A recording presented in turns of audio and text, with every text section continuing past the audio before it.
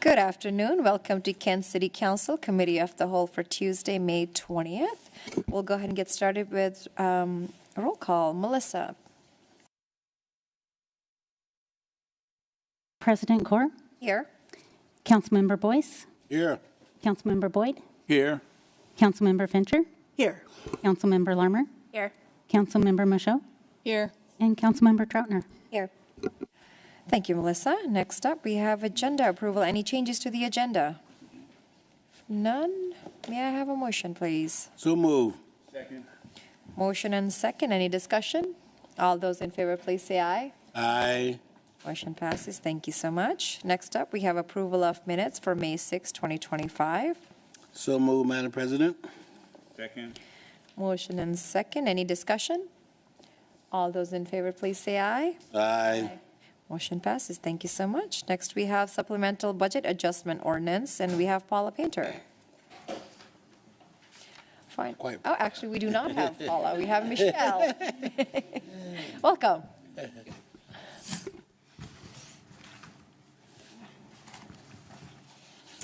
All right, good afternoon, Council. I'm Michelle Ferguson, the Deputy Finance Director, and I will be presenting the supplemental budget adjustment for January 1st through March 31st, 2025.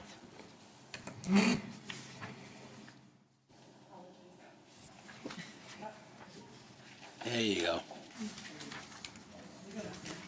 All right. This first quarter adjustment is reflecting an overall budget increase of $24,444,390. Previously approved expenditure increases totaled $24,903,400, and the budget changes pending approval by Council are total a decrease of $459,010. As always, the majority of the presentation, I'm going to be using rounded numbers, but the ordinance and exhibits contain the exact budget amendments. So of the $24.9 million of expenditure increases that Council has previously approved, $22.7 million are for grants. There are 3 grants related to Meet Me on Meeker, which include $7.8 million for the segment from Kent Elementary to Washington Avenue, $3.5 million for the segment from Washington Avenue to Thompson, and then $5.9 million for the segment from Thompson to Interurban, which were all approved by Council in 2023 and 2024. There are 2 grants from the Puget Sound Regional Council Transportation Improvement Program related to street preservation, which include $1.5 million for the South 196th Street project and another $1.5 million for the South 212th Street segment, which Council approved in February. There are 2 grants from the Transportation Improvement Board related to sidewalk and pedestrian improvements, which include $625,000 for 83rd Avenue South Sidewalk Project and $490,000 for the 132nd Avenue Southeast Pedestrian Improvement Phase 3 projects, which were both approved by Council in February. There are also a number of criminal justice related grants, which include $236,000 for 3 Walker Roller grants, $216,000 for the Target Zero Manager grant, $47,000 for the Washington State Parks and Recreation boat grants, $44,000 for the Justice Assistant grant, and $13,000 for a traffic enforcement overtime grant. What's a boat grant? There are 2 different small grants, one's for 2024 grants and one's for 2025. When you say boat, as in boat? Yeah, boat on Lake Meridian. Okay, gotcha. Thank you. And then the other grants included in this amendment are $709,000 for the Benson Corridor Plan, which was approved by Council in August of 2024. And there's also $100,000 from the King County Flood Control District for the Woodford Avenue South Storm Connection. And then $35,000 from the Department of Ecology for 2 different grants, one for the Ramp Litter Cleanup Program and one for the Lake Meridian Integrated Aquatic Vegetation Management Plan Update. Also included in this amendment are carry-forward budgets that total $2.13 million. They include $1.2 million for fleet police vehicles that have been ordered but not yet received that are in the school zone camera fund budget. $596,000 for parks budgets, which include $405,000 of Human Services Agency budgets for various programs, as well as $95,000 for gate installation. There's also $219,000 for recycling grants and $98,000 in ARPA budget carry forwards. And then the adjustments that are pending council improvements that total a decrease of $459,000 include a budget change of $635 needed for reallocating budgets within the Criminal Justice Fund. A budget change of $35,000 is needed to move funds into the police station refurbishment budget project. A budget change of $27,000 is needed for the major building maintenance projects, which includes a $14,000 transfer out of the facility lifecycle fund and then use of $14,000 within the project. And then a budget change of negative $1.16 million is needed to correct the IT inter-project transfers budget. So when the budget was established, it was budgeted with moving money from project to project, and typically we take the funds back to their originating source and then put them in the project. So basically it was just doubling the budget, and we need to correct that so we're not inflating our budget. Are there any questions? 635,000 for criminal justice fund. Can you explain that, please? Yes, so part of one of the officers' salaries is paid out of a separate little sub-fund within the criminal justice fund, and we just need to move some money from the regular criminal justice budget into this little sub-fund to make sure that there's enough money in that fund to pay for it. Okay, and this was not approved, so this is new? Yes, this is pending approval. Okay. Any other questions or comments? Thank you, Michelle. All right, I will read the motion. I move to adopt ordinance number 4515, consolidating budget adjustments between January 1, 2025 and March 31st, 2025, reflecting an overall budget increase of $24,444,390. Second. Motion and second. Any discussion? All those in favor, please say aye. Aye. All right, motion passes. Thank you, Michelle. All right, next up, we have resolution revising ADA Title II grievance policy, and we have Samantha Doyle. All right, good afternoon. I'm Samantha Doyle, Assistant City Attorney. Before you is proposed resolution regarding updating the city's ADA Title II grievance policy. So the Americans with Disabilities Act of 1990, or the ADA, requires cities with more than 50 employees to establish a grievance policy with procedures for individuals who wish to file a complaint alleging discrimination on the basis of disability in the provision of services, activities, programs, or benefits provided by the city. And as part of the requirements under the ADA, the city must designate a responsible employee, an ADA coordinator, to coordinate prompt and equitable resolution of complaints. And previously, the city's risk manager was designated as the ADA coordinator.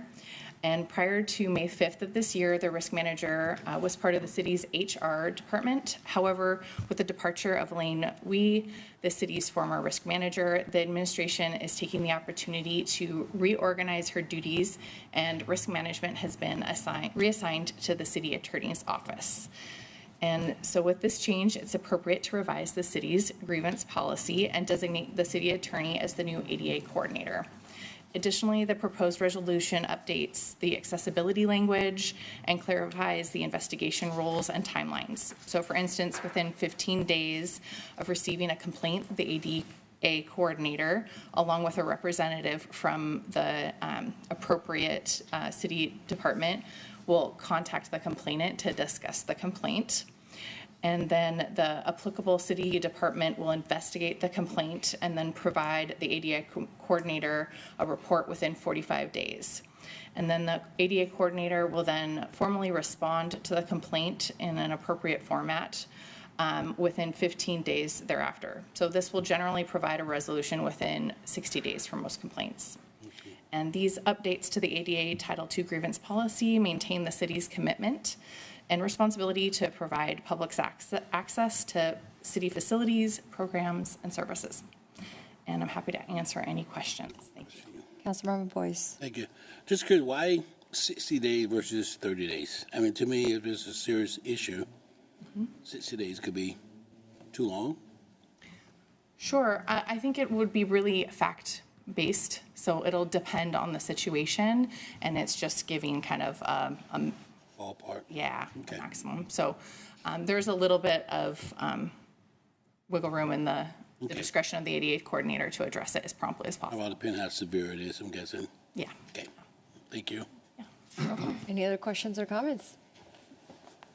All right, I'll go ahead and read the motion. I move to adopt resolution number 2089, revising the city's ADA Title II grievance policy. Second? Motion and second. Any discussion? All those in favor, please say aye. Aye. Motion passes. Thank you, Samantha. All right, next up, we have cooperative purchasing agreement, and we have Mike Carrington, actually, himself. Like he's found his way back to the city. Welcome. Thank you. Thank you, Council President. Good afternoon, council members. Good to be with you.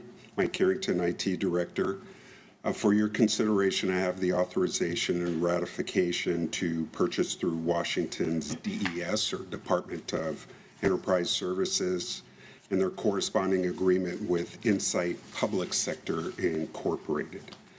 This collaboration allows the city to purchase through cooperative contracts the state publicly bids and enters into with various vendors. In this particular instance, they have an agreement with a national purchasing co-op, NASPO, or the National Association of Procurement Officials, that's Purchasing Org LLC.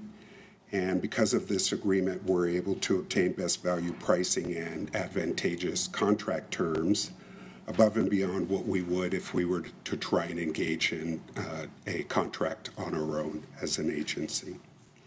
We'll be evaluating the viability of a Microsoft Copilot subscription, estimated to be at a cost of approximately $5,558 plus tax. And the bulk of our initial effort will be to test and assess the potential for meeting operational as well as especially security compliance needs that we have in IT. Current and future purchases will be within established and approved budgets. And with that, I'm happy to answer any questions you might have. Any questions or comments for Mike? All right. Okay, I'll go ahead and read the motion then. I move to authorize the IT director to purchase through cooperative purchasing agreement the State Department of Enterprise Services has with Insight Public Sector, Inc., if those purchases are within the city's established budgets and made during the term of the state contract, which is in effect through April 24, 2027, or any later contract extensions the state may authorize, and to ratify past actions consistent with this motion. Second? All right, motion and second. Any discussion? All right, if none, all those in favor, please say aye. Aye. Motion passes. Thank you so much. Thank you, Mike. Thank you. All right, Councilmember Fincher for Public Works Direct. Thank you, Madam Chair. We have two issues. The first time, we're going to hear from Cheryl Wolsick-Wilcox, and we're going to be talking about property purchase. Good afternoon. I'm Cheryl Rolsick-Wilcox. I'm the city's property and acquisition analyst. I'm here to talk about a piece of property the city is looking to acquire for part of the Mill Creek Reestablishment Project. And as you probably are aware, the goals of the project are to reduce flood risk, improve water quality, and enhance fish passage and in-stream riparian habitats. This property is located to the east of the homes along Woodford. You can see where it's the little rectangle there, and Woodford is to the west of that. And it's a bit to the south of Kent Memorial Park, just a little bit to the south. It's right above there. You can see the parking lines up there. The city owns the adjacent property to the east, which you may have heard referred to in the past as the little property. So that big area open right there is what's known as the little property, but it's owned by the city. And this parcel that we're looking to acquire was acquired actually by King County. It's 2,161 square feet. They acquired it by foreclosure order. And they've agreed to sell it to us for this project for $2,800. The parcel will be used in support of removing sediment, restoring natural habitat, and relocating the creek away from the homes on Woodford Avenue. Any questions? One more step in helping relieve the flooding down there. If there are no questions, I have a motion. I move to authorize the mayor to sign all documents necessary to purchase a parcel of land from King County for $2,800, subject to final terms and conditions acceptable to the Public Works Director and City Attorney. Second. It has been moved and seconded. Any discussion? All in favor? Aye. Opposed? Motion carries unanimously. Thank you very much. And now we're going to hear from David Payne, and this is going to be an information item only on Target Zero. Good afternoon, council members, committee members. David Payne, City Transportation Planner from Public Works, presenting on the Target Zero Action Plan adoption draft. We are on the path to adoption. Tonight's information item. We'll start with the plan's goal. So the city has safety goals in our comprehensive plan and in our transportation master plan, but this plan reiterates and makes an aspirational specific goal for Target Zero, and council and the city adopted this goal as part of, we were able to adopt this goal as part of the comprehensive plan in December, so thank you. This makes explicit the goal for zero deaths, traffic deaths and serious injuries, and that Kent will continue to invest in safety plans, projects, and programs to make progress towards this goal with the reevaluation of progress in 2030. There are 4 supporting principles for the plan, 2 of which we have in our local road safety plan. That's the safe system approach and being a data-driven approach. The local road safety plan is in part with the safe system approach and its 5 focus areas of safer people, safer vehicles, post-crash care, safer speeds, and safer roadways. That's followed with the data-driven approach. So each cycle, when we update our local road safety plan, we're using the latest available crash data, and then we look at the elements of the data to inform the solutions for the plans. So what makes this plan different is that it incorporates both an equitable approach and the multidisciplinary approach as part of the Safe Streets and Roads for All funding program. So when we're talking about the equitable approach, we're speaking to both who we consulted and how we incorporated their recommendations into the plan, with an emphasis on the underserved communities of Kent. And you can see the green shaded map from our transportation master plan. And also we're speaking of, we speak to the multidisciplinary approach as we're working together towards safer outcomes.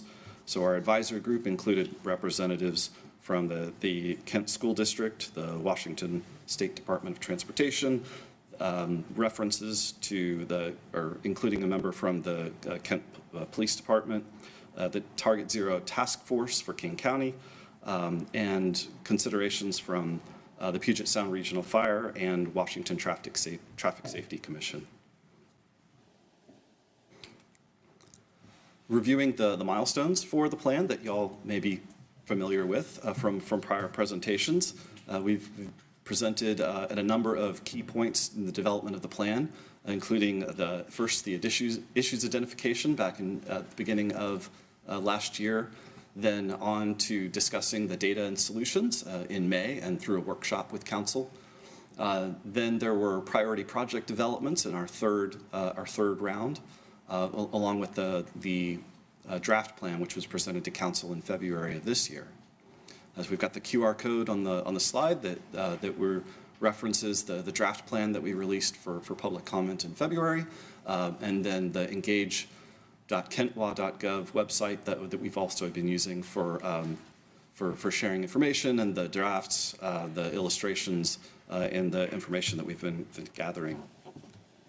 So far, and throughout the program, throughout the project development, we've received words of support, comments of support, and in addition to ideas for solutions, no shortage of those from the public, and at each of the milestones, checking in to say, or to ask, are we on the right path, or are we missing any elements, and then being able to incorporate those into the plan. And hear from the public we did. We both had online virtual engagement and in-person engagement. So the online engagement took the form of a citywide survey approximately a year ago, and we received 450 approximate comments, including location-specific comments throughout the city, folks ranking their list of concerns that we presented on, and that helped us to understand what residents and business concerns were that we could take then a closer look at through the development of the plan. And then we also had a follow-up round once the draft was available in February. Again, the comments we received were unanimously in support of the plan and the elements, if perhaps wanting to see a few more specifics in the plan. We also had the list of in-person engagements that we see on the right. That's a sample of them. There were 15 in total. We received an additional 400 or so comments from residents and participants at those events. And we again want to thank everyone who contributed to the plan development at each of the steps along the way. We would not be here without your contributions. Speaking to the technical elements of the plan, we developed a first for the systemic analysis. We developed what's called a high injury network. This is an identified area of higher risks of, higher levels of severe injuries and fatalities through focusing on the data where they're slightly more concentrated, which then allows us to ask the question of what are the similarities in the causes and contributing factors for these areas, which we could then apply towards a menu of solutions. Again, it allowed us to both learn and understand from what the data is presenting us, and we were able to look at it through two different lenses. The first is all users on the transportation network, and the second was a specific lens looking at vulnerable road users, or when we speak of vulnerable road users, we're in the state of Washington, we're talking specifically about those who walk, roll, motorcycle, or use bicycle for transportation. So this information has been helpful for us in our conversations with regional partners. The Puget Sound Regional Council has also identified a high injury network, which overlaps very strongly with our high injury network, and we'll be able to use this designation in conversations for funding for grant applications with PSRC as well as the state of Washington. Also wanted to note that a number of the points along the high injury network may be familiar to members of the public and council as they have come up as spot locations through past local road safety plans, and those have enabled us to proceed or compete for solutions for specific improvements at these points, some of which are in design now, some of which have already been brought to construction and are already in place. So again, speaking of the high injury network, we were able to take a look at those common elements to then inform project packages. So this is what the Safe Streets and Roads for All program is talking about when they say systemic analysis, is that we find those common contributing factors for where crashes are more likely, and then we identify what the mitigation or countermeasures are for those types of crashes, and then we take a look at other locations where we might also focus those types of the countermeasures for. So for the plan for our plan, we've bundled those into three different categories. Those are safer crossings for vulnerable road users, appropriate speeds, and safer signals. So these are solution bundles that we can then apply and draw from common toolboxes as we're looking at different locations, corridors, again, to pursue funds to help bring these solutions to bear. So one example of the 3 bundles are the safer crossings for vulnerable road users. So these are areas where we have common characteristics. You can see the contributing factor example on the left. These are a high proportion of locations where we've had vehicles going straight and hitting a pedestrian. So that's approximately 24% of the types of fatal and serious crashes on the high injury network. And the contributing factors include things like the vehicle was speeding, it was noted as being dark, or that the streetlights were on at the time of the crash. And another contributing factor that's fairly prominent for our crash data is that either the driver or the vulnerable road user was considered under the influence. So then we take a look at those common corridors or areas, and we draw from the list of solutions. Those can be both engineering solutions and which, again, the local road safety plan tends to focus on. And now we're also adding to the list non-engineering solutions. So I know the typing on the right, those lists are a little hard to read, but the summary information on the left, when we're speaking of engineering solutions, we're talking physical changes to the environment and/or changes to traffic control devices. In non-engineering solutions, we're speaking to personal interactions, including enforcement, which we heard from the public and the advisory group, including emphasis on the need for driver education and information.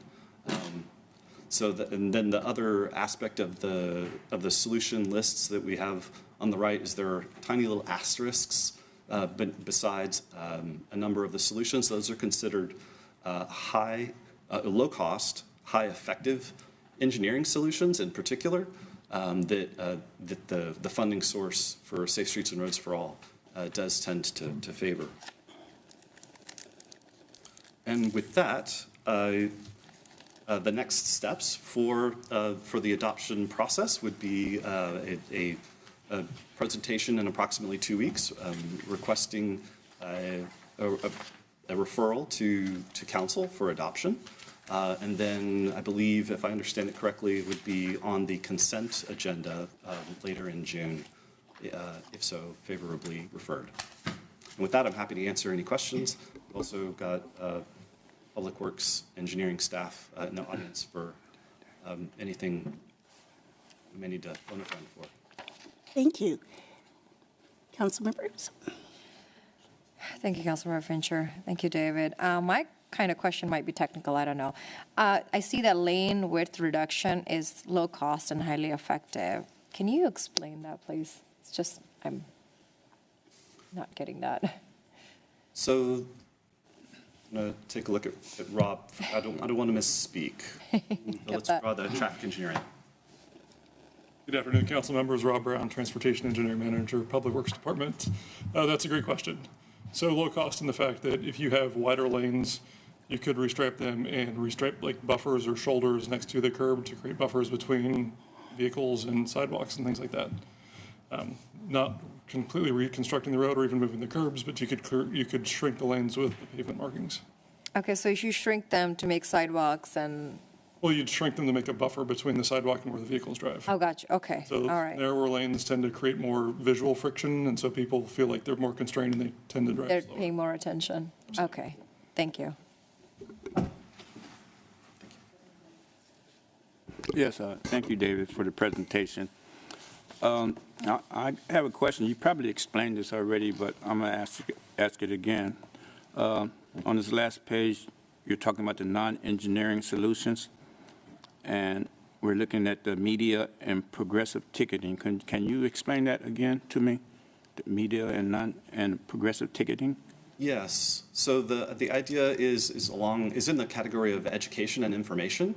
So, for example, during this Halloween, we were able to provide information, media, a printed placard card to residents at the Haunted Boulevard, and along with glow sticks for kids that were going out trick-or-treating. It's one of the more higher risk evenings for pedestrians across the year. So that example of the placards that we were handing out had information about high crash risks.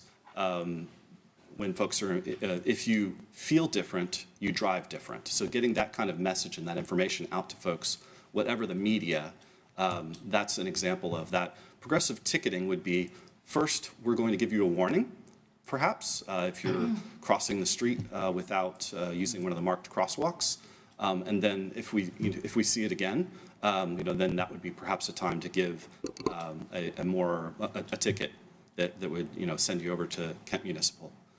Okay, I was thinking that when you said progressive ticketing, you meant that you're going to do more ticketing.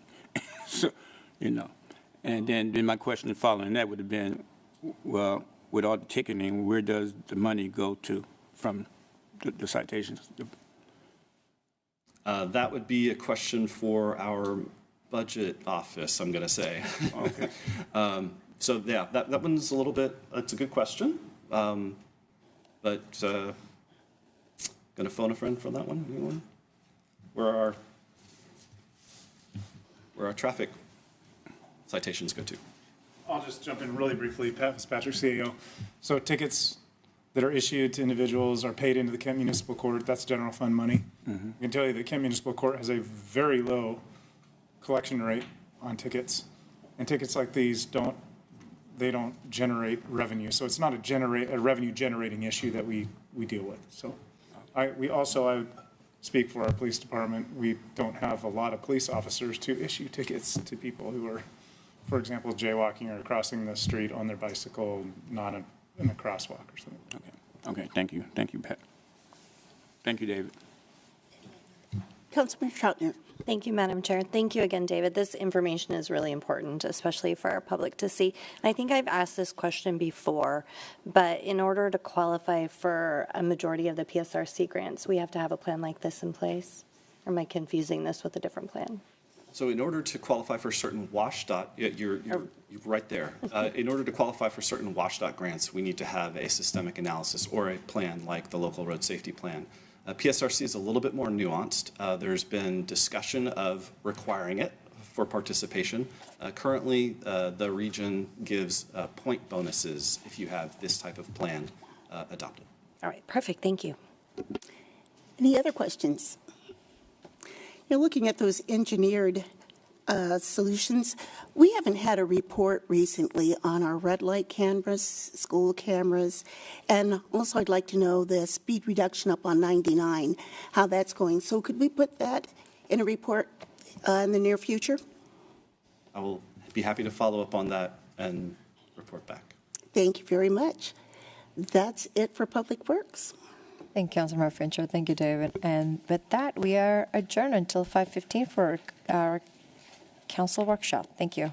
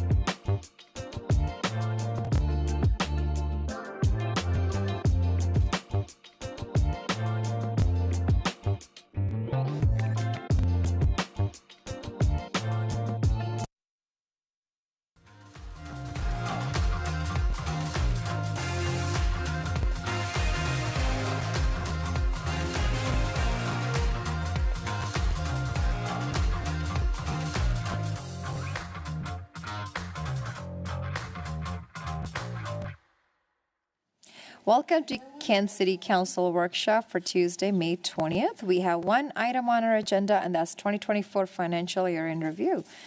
And we have our Finance Director, Paula Painter. Welcome.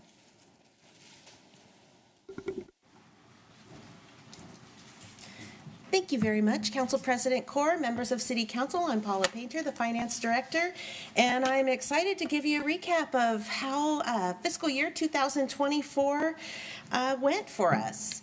But before I really get into the presentation, I want to take a moment to thank my finance team for all the work that they've done. Particularly, in this case, I want to focus on my budget team, who really helps to prepare these numbers and do all the analysis for us for these presentations. So huge thank you to Michelle Ferguson, the Deputy Director, Kathleen, and Shane, both Senior Financial Analysts. Oh. What? I don't know. We'll have to figure out what that is. Oh, the Quiet Assassin. That is such a great name for her. Totally fitting. All right, so we're going to jump into it. As you know, we like to talk a lot about the general fund, so that's where we're going to start.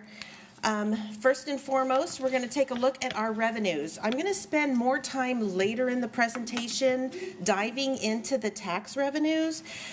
But for now, overall, within the general fund, you can see that our tax revenues came in barely above where we ended, or where we came in 2023.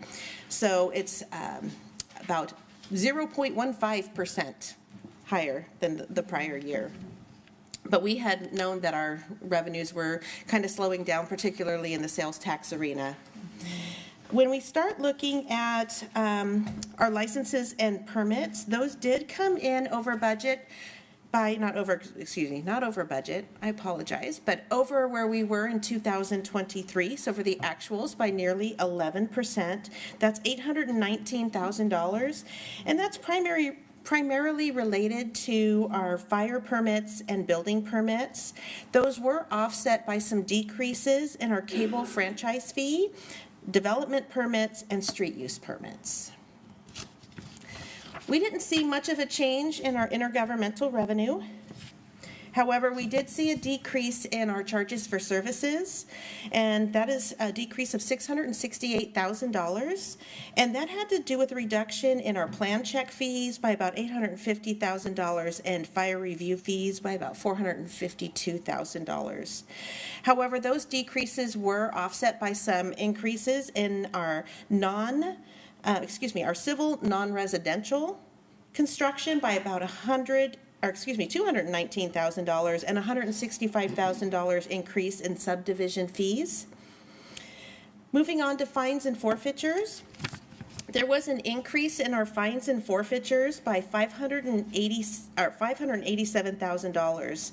However, I do want to caveat that because $421,000 of that increase has to do with an invoice that was sent out due to a code enforcement issue. That code enforcement issue was resolved, well, not completely resolved, but that we had entered into an agreement with this entity. We'll start with that. It's like, what word am I looking for? Excuse me. And so, because they had entered into that agreement, we were able to void the invoice that we sent them so long as they're complying with the content of that agreement. So we never received money. It just put revenue on the books. And when Michelle comes and talks a little bit later today, you're going to see that our fines and forfeitures look really weird because we had to reverse that invoice that we put in there so the revenues went back down. We did see increases, though, in our parking penalties by about $120,000 and also B&O tax penalties by $57,000. Interest in miscellaneous. So interest in miscellaneous, this is always an interesting one. Typically what we talk about here is our interest on investments. That tends to be the big driver. In addition to that, every year, we do this book entry called a fair market value adjustment. And so that kind of shifts those dollars. You never know if it's going to be a big swing up or down, depending on the market. So you're going to find that a good chunk of what you're seeing in this decrease has to do with that investment's fair market value adjustment that is there. But in addition to that, we do have a correcting entry that happened that was for nearly $700,000. And in accounting, we have what we call a balance sheet and we have an income statement. And one of the journal entries that was recorded had, instead of hitting the balance sheet account like they should have, it actually hit an expenditure account. So we had to correct that. So what you're seeing in there is what we call prior period correction. It's something that we found after the fact and we had to go through and do that correction. Then moving on, so that takes us through the revenues for the general fund. We're going to go ahead and take a look at the expenditures. You're going to see that we didn't have anything that looks really unusual or out of the norm. Salaries and benefits both came in, and actually all of them, at about 7.5% increase overall if you start to look at that. When you look at a COLA of 4.5%, you have changes in staffing levels, whether you have filled more of your vacant positions, you start to see some of that shift in those salaries and benefits. And then also the supplies and equipment, services and allocations. Really, there's not a whole lot to speak of. This is really right on trend to where we've been and what we'd expect to see. This is one that I figure will probably bring a little bit of conversation with us. That general fund ending fund balance. This year, again, we did find that that ending fund balance had a growth of $9.5 million. When we worked on the 2024 budget, if you recall, we did make some modifications to our expectations regarding revenues. We had seen which we're going to look at here in just a little bit, but we had seen tax revenue begin to drop. In fact, sales tax revenue dropped by 4.5% this year. And so when we budgeted, we were really conservative, not knowing how much that sales tax was going to drop, and it did come in over budget. So when we start looking at what made up this growth in the fund balance, we had seen $1.7 million in sales tax above what we budgeted. Again, we were expecting it to come in a little bit lower than it did. It only came in 4.5% lower than it did the prior year, but still over budget. We had also seen B&O tax come in at $1.3 million over budget. In addition, our interest income did come in $2.6 million more than we had budgeted. Again, we try to budget for that fair market value adjustment, and not knowing how the economy was going to come back, or the interest rates look, and how our investments would end up looking, that did come in over budget. And then fines and forfeitures, again, there's that $420,000 revenue that really isn't going to be revenue, so that will be backed out of there. When it comes to the expenditure side of the house, we did come in $1 million under budget for revenue, or for salaries and benefits, and that has to do with vacant positions throughout the year. In addition, we came in for services and allocations came in under budget, so these expenditures for various contracts we may have, that came in $2.65 million under contract. So when you look at revenues coming in over budget at nearly $6 million, and then you have expenditures coming in under budget at nearly $4 million, it kind of gets us to that $9 million increase in that fund balance. Councilmember Boyce. Thank you, Madam President. Why don't we have the 2024 actual? I mean, we got, looking at year-end data, so why is it prelim? I think, hold on. Hey, Michelle, will you take a look at that? Is the 23 column, I think that 23 column is it's labeled wrong. Okay. It is the 2024. Oh, okay, thank you. I do apologize. So add 1 year to each of those so the second in the box here. Okay, thank you. I think Michelle just tested me, that's all. Making sure you're paying attention. Yeah. Okay, now that makes more sense. Yes, yes. Thank you. You're welcome. So is the third one, is that for 2022 then, or is that for 2023? 22. Yeah, so if you look at the box at the very bottom here, it's for 22, 23, 24. Yep. Okay. Yeah, Thank you. you're welcome.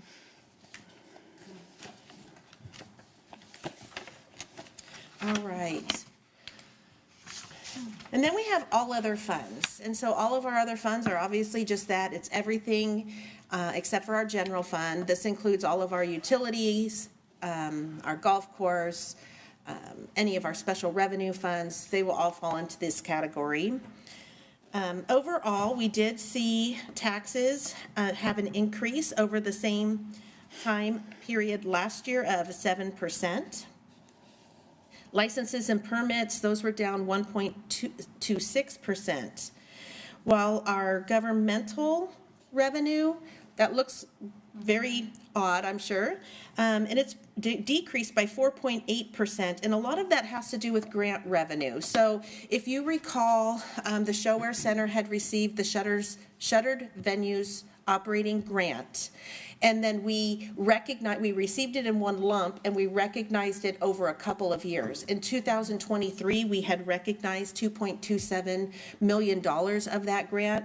In 2024, obviously, they had no more dollars to recognize. So that is part of the reason why you're seeing a decline. And the other part has to do with ARPA funding. We can't recognize that revenue until we spend it, and so you'll see a difference in spending from 23-24. And then in addition to that, as we know, we've continued to see declines in our streamlined sales tax, and so that went down in 2024 by $520,000. We also saw a $92,000 decrease in our fuel tax.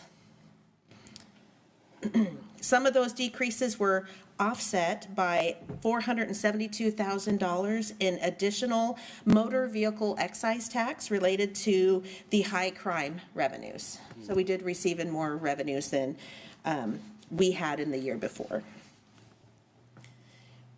When we look at the fines and forfeitures increased by $1.8 million. A lot of that had to do with the red light cameras. We had more cameras installed, so we're going to see more revenue related to that. That resulted in a $3.1 million increase for the year. But that revenue goes into the criminal justice fund. Yeah, that's one of the other funds, which is where we're at on these ones, yeah. And those were offset by some reductions in our school zone camera revenue by $323,000, as well as seized assets, seized funds.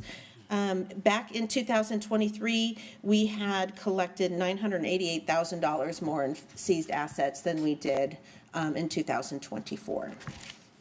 And again, many of these dollars that we talk about, they're often restricted for specific uses, so we couldn't use them necessarily for just general fund uses.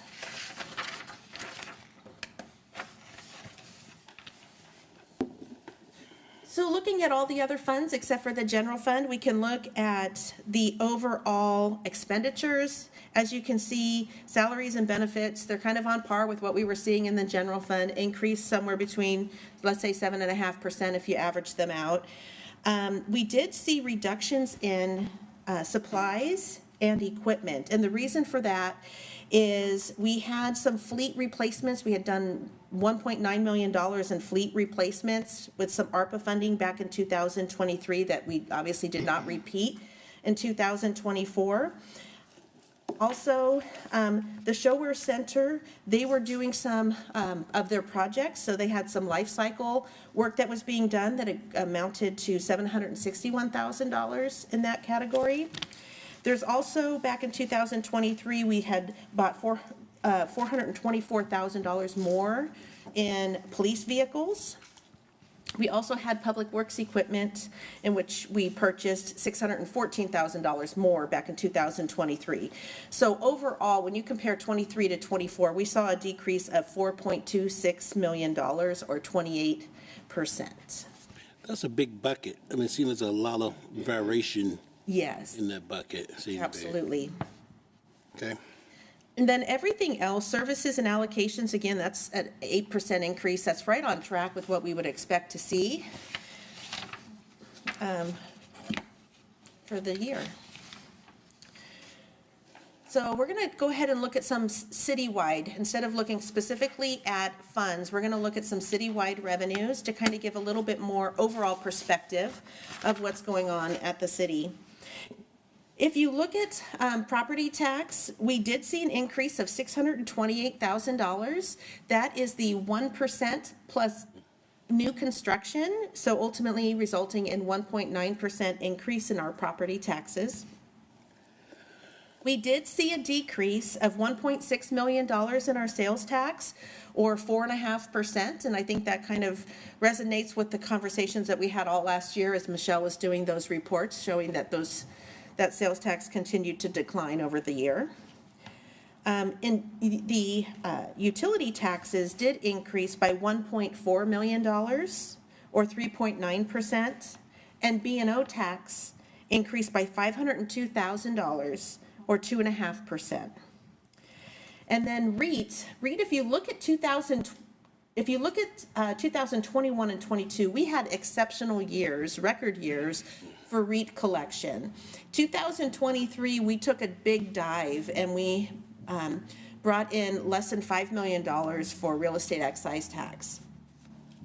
Going into 2024, we rebounded a bit and we are back up to $7.3 million. That's an increase of $2.46 million, or 50%. With that, we were over budget by $3.3 million. We tend to budget that pretty conservatively. Those dollars are used for capital, so it's easier to tap into those one-time dollars as we need them once we know what they really are. So we tend to be a little bit more conservative in that realm. And all of those taxes did end up coming in over budget. Whether they had an increase and decrease in actual compared to the prior year, they all exceeded what we had anticipated for budget.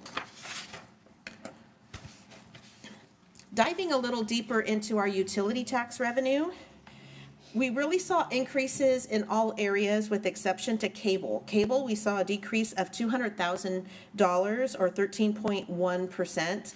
And in this instant, we did not meet budget, so revenues did not come in how we had anticipated. However, all of the other taxes, all the other utility taxes did meet budget. We had city taxes, this is your water, sewer, drainage, utility taxes. They came in $665,000 more than 2023, and that's a 5.6% increase.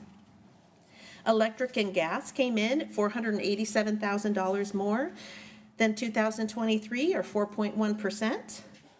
Garbage came in at $414,000 more than 2023, and that equates to 4.3% increase. And telephone came in at 3% more than 2023, or $43,000. So how much more was this for utility tax than we budgeted?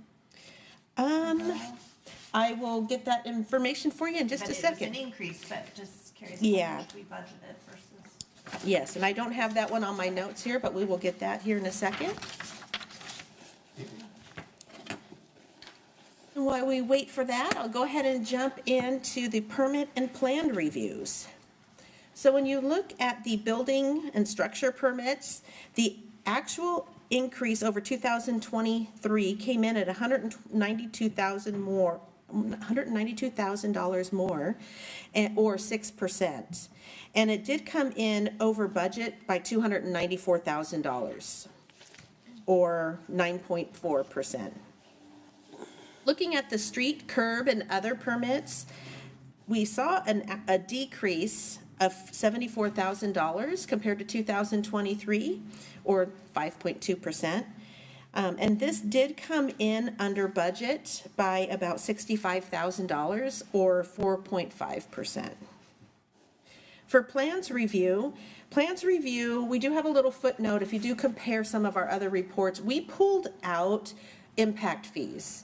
So in there would have been impact fees for fire, for schools, and we're not really collecting those, and so it was kind of skewing our data. So to keep it more comparable, we took out some of those volatile impact fees and just kind of left it with plan review.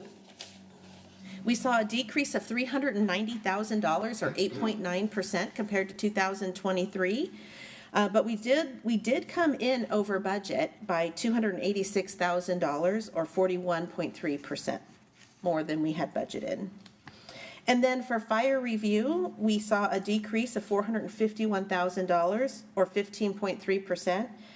And we did come in over budget by $217,000, or 9.5%. Going back to the question of utility taxes, all in all, we came in over budget by just over $1 million, $1,070,000.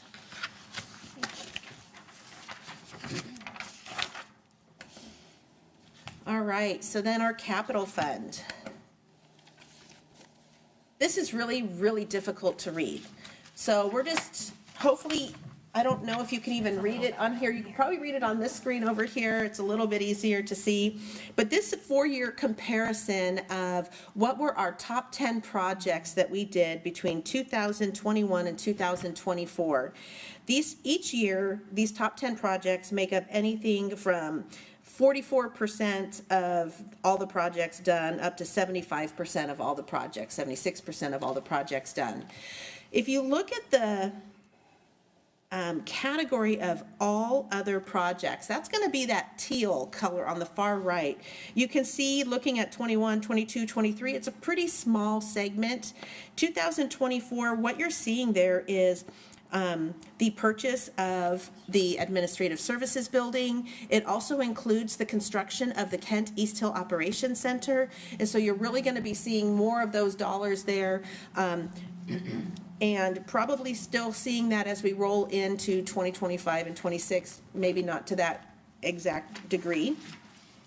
But under all other projects, it's pretty much anything that falls in, is being done by our golf course, economic and community development, fleet, and facilities. That is the recap for the year. Before we move into what's going on in 2025, do you guys have questions?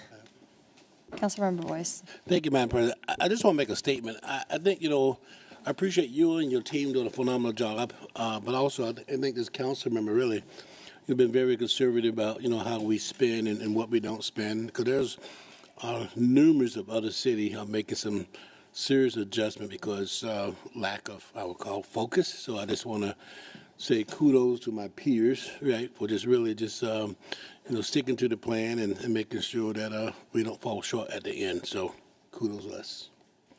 Councilmember Michaud. Thank you, Madam President. Thank you so much, Paula, to you and your team. Council really relies on your estimates and your predictions in the budget, and most things worked out and were under, everything turned out well. So thank you. You're welcome. Thank you. Councilmember Larmer. Again, just kudos to you and your team. Always a great presentation, really easy to digest and understand. Quick question. Yeah. Knowing that fiber is coming, will that fall into the utility? Will there be utility tax on the fiber service? That is a great question, because I think that oftentimes those fall under the franchise fee, but I don't know how all of that works. But I'm looking at the attorney at this moment, or no, the attorney or the CAO. Tag, you're it. Easy Fiber or? Oh, different, okay. Yeah. So they're different structures and they're treated differently under state law and federal law. So Comcast is our cable franchise, and under the Federal Cable Act, we are able to charge franchise fees. So we can charge Comcast for the privilege of being in our right of way.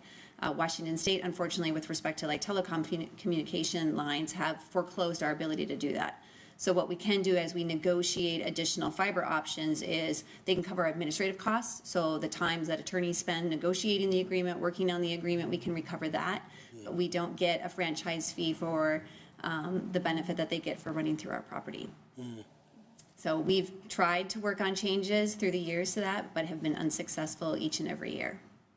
Well, there's a very active and successful lobby that happens down in Olympia, so we've not been successful in trying to turn that around.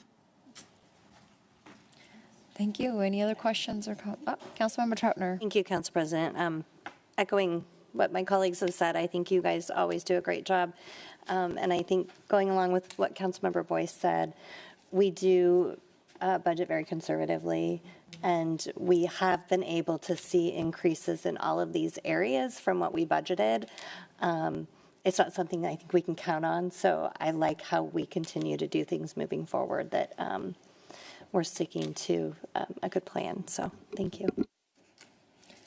Thank you, and I'll echo my colleagues here. Thank you, Paula. Thank you, Michelle, and the whole team.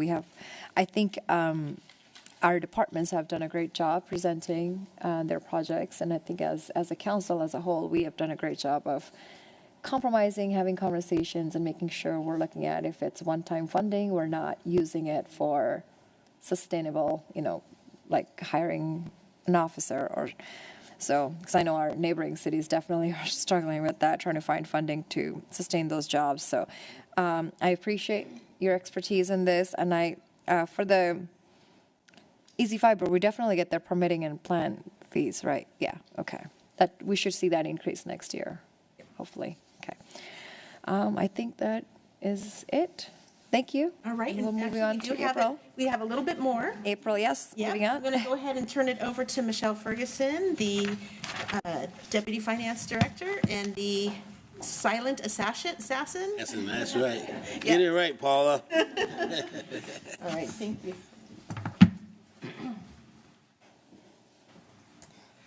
All right. Good afternoon again. All right, so the April monthly report, this first report for 2025 that you'll be seeing, there are no estimated actuals. It's a little too early in the year for us to confidently pinpoint where those are going to end up. But we'll just kind of show you where we are on trends compared to April of 2024 and in some certain circumstances 2023. So highlighted on page 3 is the sales tax down at the bottom. And as Paula reported, we are seeing a slight decline in sales tax revenue. This is the general fund portion. You can see in February and March, revenues were coming in slightly over 2024 revenues for 2025, but in April, we're about $36,000 under where we were last year at this time. So it's something that we'll continue to monitor, but if we can keep within just a little bit of that, I think we'll be pretty happy because it is coming in above budget. Highlighted on the next page is the utility tax. As Paula mentioned, those all came in over budget last year with the exception of cable. And this year, right now, telephone and cable are coming in under budget. Telephone had some refunds and just because they filed at the wrong time, so we're hoping that those will get recouped as the year goes on. But cable is down 10% from where we were last year at this time on a monthly basis. So we are seeing increases in electric and gas higher than we would be expected. PSE did raise their rates. Residential increase has been estimated to be about 12% for electric and 6.3% for gas. So far, we are seeing an 11% increase for electric and 18% for gas. But gas revenues were down in 2024 compared to 2023, so I think they're just kind of being right-sized right now. So we should see a definite increase in budget to actuals this year for those two revenue sources. All right, comparison of year-to-year monthly comparison. As of April, you would expect to see about 33.3% of revenues or expenditures on this report. There are a couple that fall outside of that. So for B&O, taxes as well as other taxes, which is gambling and admissions. Those are kind of a quarterly based revenues, so we're seeing the quarterly percent of budget, not quite where we are for monthly. So those will catch up. I'm not concerned with those. Fines and forfeitures, as Paula mentioned, there was a return of some revenues, so that is why you are seeing on this, it's a negative 200,000, which is actually a positive in our system because of the return of those funds. But when you exclude looking at that 421,000 that was returned, revenues are actually still a little bit lower than they were in 2024, but they're more aligned with 2023. It's mostly due to penalties, and those are down 37,000 from 2024, but $16,000 higher than they were in 2023. So we'll keep an eye on those ones as well. Then moving on to other fund comparisons, left one, you can see that we have a downward trend in the revenues and the expenditures in this fund. And as members drop off the program, that will continue as years go on. So as of right now, there are 44 members in that program.